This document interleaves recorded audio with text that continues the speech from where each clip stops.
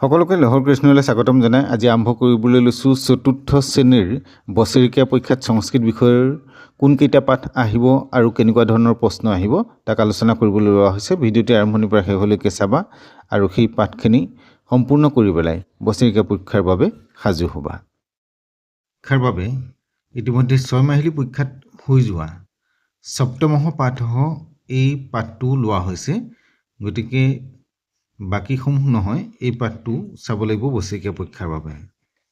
সপ্তমহ পাঠহ চতুৰ্থী বিভক্তি এই পাঠটোৰ প্ৰশ্নোত্তৰখিনি ভালধৰণে চাব লাগিব। তাৰ পাছতে আছে বাল শুনকহ নৱমহ পাঠহ এই পাঠটো লোৱা হৈছে। গতিকে ইয়াৰ কমেও 8টা শাৰী তোমালোকে ভালধৰণে মুখস্থ কৰিবা আৰু ঘৰত লিখি চাবা। প্ৰশ্নোত্তৰ ইয়াত আছে, গতিকে প্ৰশ্নসমূহৰ উত্তৰ ইতিমধ্যে দি অহা হৈছে, তোমালোকে সেইখিনিও চাবা আৰু এই মিলোৱা চোৱাও কেতিয়াবা দিয়া হয়। গতিকে এইখিনি কোনটো শব্দৰ লগত, যেনেকৈ কৃষ্ণ কাকহৰ লগত কি হ'ব সেইখিনি মিলাই পেলাই চাবা। দশমহ পাঠত আছে পঞ্চমী বিভক্তি প্ৰয়োগহ। পঞ্চমী বিভক্তিত যেনেকৈ ভতহ অশ্বহ ভতহ অশ্চাৎ পততি, ঘোঁৰাৰ পৰা, এই পৰা শব্দটোৱেই হ'ল পঞ্চমী বিভক্তি পৰাটো, গতিকে তহ ব্যৱহাৰ হৈছে। ভতহ অশ্চাৎ পততি কৃষকহ গ্ৰামাত আগচ্ছতি, এনেধৰণে পঞ্চমী বিভক্তি প্ৰয়োগ কেনেধৰণে হয় শব্দবোৰত তাক চাব লাগিব। এই পাঠটোত বহুতখিনি প্ৰশ্ন আছে, তোমালোকে প্ৰশ্নখিনি কৰি দিয়া আছে আগৰ পাঠত, গতিকে চাবা কেনেধৰণে কৰা হৈছে। এটা এটা উদাহৰণো আছে, এবাৰ মনত পেলাই ল'বা। এইখিনি প্ৰশ্নও আছে। জনকহ কাৰ্যালয়হ আগচ্ছতি প্ৰয়োগ হৈছে, জনকহ কাৰ্যালয়ত আগচ্ছতি। লতা পশু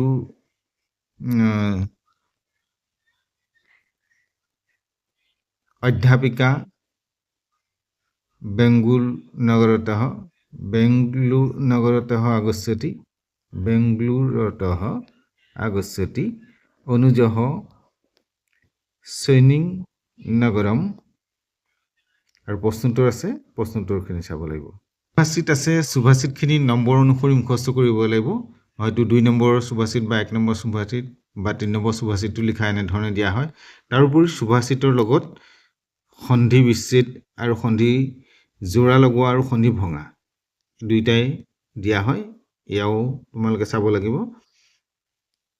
সুভাষিত ভালধৰণে লিখি মুখস্থ কৰিবা আৰু ইয়াৰ অৰ্থ লিখিবলৈ দিয়া নহয়, গতিকে সেইটো কাৰণে অৰ্থ চাব নালাগে, তোমালোকে সুভাষিতখিনি মনত ৰাখিলেই হ'ব। সপ্ত ককাৰাহ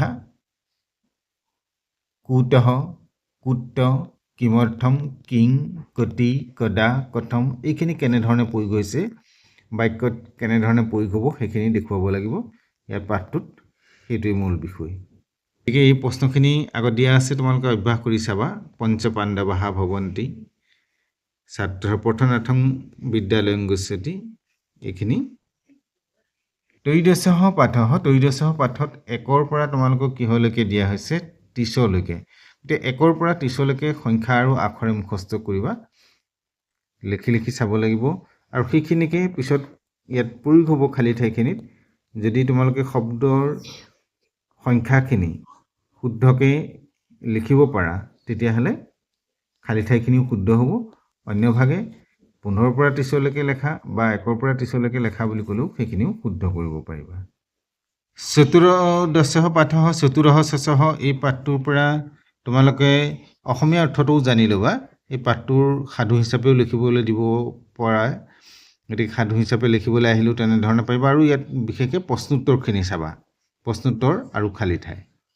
পাঠটো আছে পঞ্চদশহ পাঠহ চুক্তয়ঃ, গতিকে ইয়াত অন্য নহয়, খালী ঠাই দিয়া হয় কেতিয়াবা, আৰু নহ'লে যিকোনো 5টা চুক্তই মুখস্থ লিখা বুলি দিয়া হয়, গতিকে তাৰ বাবে তোমালোকে চুক্তসমূহ মুখস্থ কৰি ল'বা।